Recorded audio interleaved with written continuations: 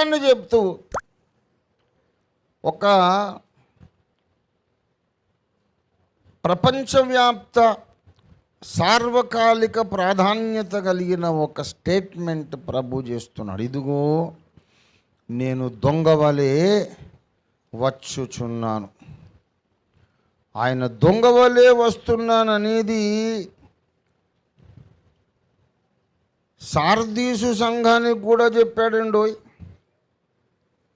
ప్రకటన 3వ అధ్యాయము 3వ వచనము చూడండి. నీవేలాగు ఉపదేశము పొందితివో, హల్లెలూయా, ఏలాగు వింటివో జ్ఞాపకము చేసుకొని దానిని గాయకొనుచు మారు మనసు పొందుము. నీవు జాగరూకుడవై ఉండని ఎడలా నేను దొంగవలే వచ్చేదను. ఏ గడియను నీ మీదికి వచ్చేదనో నీకు తెలియదు. నేను దొంగవలే వచ్చేదను అని సార్దీసు సంఘముతో కూడా చెబుతున్నాడు. అది సార్దీసు సంఘమైనా, పెరుగము సంఘమైనా, ఏ సంఘమైనా, మొత్తం మీద సంఘం. 7 సంఘాలు, Ephesus, Smyrna, Pergamum, Thyatira, Sardis, Philadelphia, Laodicea, 7 సంఘాలు. 7 సంఘాలు కలిస్తే 7 రకముల విశ్వాసులను సూచించుచున్నవి. ఈ 7 రకముల విశ్వాసులు ప్రతి స్థానిక సంఘంలో ఉంటారు. 7 సంఘ యుగములున్నవి. ప్రతి సంఘములోనూ 7 విశ్వాసులు ఉంటారు. 7 రకాలు అని నేను యుగాంతం గ్రంథంలో విపులంగా రాశాను. ఈ 7 రకముల విశ్వాసులు అన్ని ఊర్లలో ఉంటారు. ఎఫెసు రకమైన విశ్వాసులు ఎవరంటే మొదటి ప్రేమను వదిలిన, మొదటి ప్రేమను మరచిన విశ్వాసులు, కొంతకాలం ఉజ్జీవంగా కొనసాగి చల్లారిపోయిన విశ్వాసులు. స్ముర్ణ విశ్వాసులు ఎవరంటే నీ శ్రమను, నీ దరిద్రతను నేను ఎరుగుదును, మరణము వచ్చినను, ప్రాణాపాయం వచ్చిన నమ్మకంగా ఉండు. శ్రమ పడుతున్న విశ్వాసులు, ప్రాణాపాయ స్థితి ఎదుర్కొంటున్న విశ్వాసులు. పెర్గము, అక్కడ బిలాము బోధ, నీకొలాయితుల బోధ, దుర్బోధల తాకిడికి గురవుతున్నటువంటి సంఘము పెర్గము. అలాంటి విశ్వాసులు ఉంటారు అన్ని ఊళ్ళల్లో. తుయతైరా సంఘం, యెజబెలు అనే స్త్రీ ఉన్నదని తెలిసి కూడా ఉంటే ఉండని అని పట్టించుకోకుండా ఉన్న సంఘం. అలాంటి విశ్వాసులు, బిషప్పులు, సంఘ నాయకులు మీ మీద తప్పు మోపవలసి ఉన్నదంటున్నాడు దేవుడు. ఆ రకమైన వాళ్ళు కూడా ఉన్నారు, అంతటా ఉన్నారు, అన్ని తరాల్లో, అన్ని స్థలాల్లో ఉన్నారు. ఆ తర్వాత 5వది సార్దీసు. నీవు జీవించుచున్నావన్న పేరు మాత్రమే నీకున్నది, కానీ నీవు వాస్తవానుభవంలో మృతుడవే, చచ్చిన వాడితో సమానం. రక్షణ పొందావనే పేరే నీకున్నది, కానీ దేవునితో సహవాసం లేదు, దేవునితో కమ్యూనికేషన్ లేదు, దేవునికి నీ వల్ల ఉపయోగం లేదు. అలాంటి విశ్వాసులు, క్రైస్తవులు అన్ని ఊర్లలో, అన్ని స్థలాల్లో, అన్ని కాలాల్లో ఉన్నారు. 6వ రకమైన విశ్వాసులు ఫిలదెల్ఫియా విశ్వాసులు. నీకున్న శక్తి కొంచెమైనా నీవు గొప్ప గొప్ప కార్యాలకు పూనుకుంటున్నావు.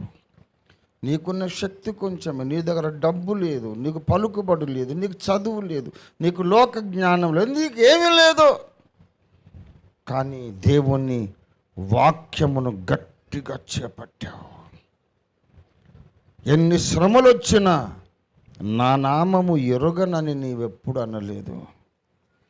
గనక ఫిలదెల్ఫియా సంఘమా, నీకెవడు అడ్డు రాడు, అడ్డు నిలబడలేడంతే. నీ ఎదుట ద్వారములు మూయబడకుండా నేను ద్వారాలు తీసి ఉంచుతున్నాను. ఎవడును తలుపులు వేయలేకుండా తీయవాడును, ఎవడును తీయలేకుండా తలుపులు మూయవాడునైనా పరిశుద్ధుడు దావీదు తాళపు చెవులు కలిగిన వాడుగా యేసుప్రభు వారు ఫిలదెల్ఫియా సంఘానికి ప్రత్యక్షమవుతున్నాడు. ఆయన పని అది. తెరిచిన ద్వారాలను ఎక్కడ మూయాలో అక్కడ మూసేస్తాడు, ఇంకా ఎవడు తీయలేడు. మూయబడ్డ ద్వారాలు ఎక్కడ తెరవాలనుకుంటాడో అక్కడ తెరుస్తాడు. భూమి మీద ఉన్న శక్తులన్నీ కలిసి వచ్చిన దాన్ని మళ్ళీ మూయలేవు. ఫిలదెల్ఫియా సంఘమా, నీ ముందు సైతాను మూసిన ద్వారాలు నేను తెరుస్తాను, ఎవడు మూయలేడు. ఎందుకంటే నాకు నచ్చావురా నువ్వు. నీకున్న శక్తి తక్కువ, బలము తక్కువ, జ్ఞానము తక్కువ, ధనము తక్కువ, కానీ నీ శక్తికి మించిన పోరాటానికి దిగావు. నువ్వు వాక్యాన్ని గట్టిగా చేపట్టావు. ఏది చేసినా వాక్యం కొరకే చేయాలి, వాక్యానుసారంగా చేయాలి, వాక్యానికి భిన్నంగా ఏవి చేయొద్దు అని మంకు పట్టుబట్టావు. యేసునామాన్ని వదిలేసేయి, నిన్ను బతకనిస్తాం, వదిలేస్తామంటే నన్ను చంపేసేయండి, కానీ యేసునామాన్ని ఎరగనని మాత్రం నేను చెప్పనన్నావు. మిగతా వాళ్ళకు డబ్బులు ఉన్నాయి, అన్నీ ఉన్నాయి, ఏం ప్రయోజనం? నా కోసం నిలబడలేనోడు నాకెందుకు? ఫిలదెల్ఫియా సంఘమా, నువ్వు నా పక్షంగా నిలబడ్డావు, నీ పక్షంగా నేను నిలబడతానంటున్నాడు ఆయన. ఫిలదెల్ఫియా లాంటి విశ్వాసులు మొదటి శతాబ్దంలో ఉన్నారు, అన్ని తరములలో ఉన్నారు. కొందరు, అందరూ కాదు. ఏ ఊరైనా, హైదరాబాద్ అయినా, బొంబాయి, బెంగళూరు, కలకత్తా, మద్రాస్, ఏ దేశమైనా, ఏ ఖండమైనా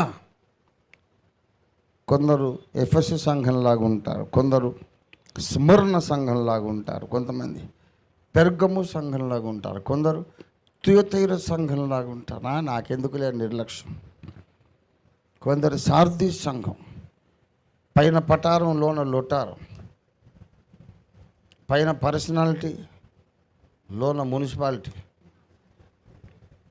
పైన పెద్ద భక్తుడు లాంటి ఒక వేషం, లోపల మాత్రం దేవునితో సహవాసం లేదు. సార్దీస్ సంఘం